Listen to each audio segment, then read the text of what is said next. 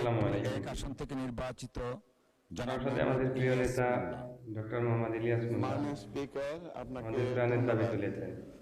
আমরা কথাগুলো আমার আজই শুনে প্রথম কথা বলার সুযোগ কথাগুলো শুনে পেয়েছি। আমার খুবই ভালো সংসদে লাগলো। আপনি সুযোগ করে দিয়েছেন, এই জন্য আপনাকে চলুন আবারও দেখি তিনি ধন্যবাদ কি জানাই। বলেছেন।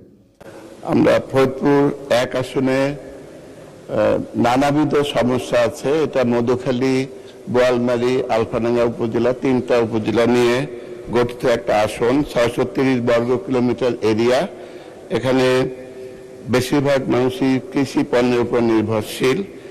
আপনি জানেন যে আমাদের আসন এলাকার পশ্চিম দিকে ঘেঁষে মধুমতি নদী বয়ে গেছে প্রায় 137 কিলোমিটার।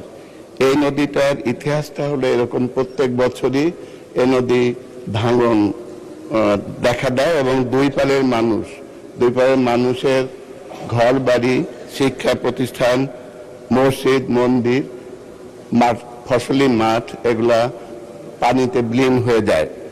আমরা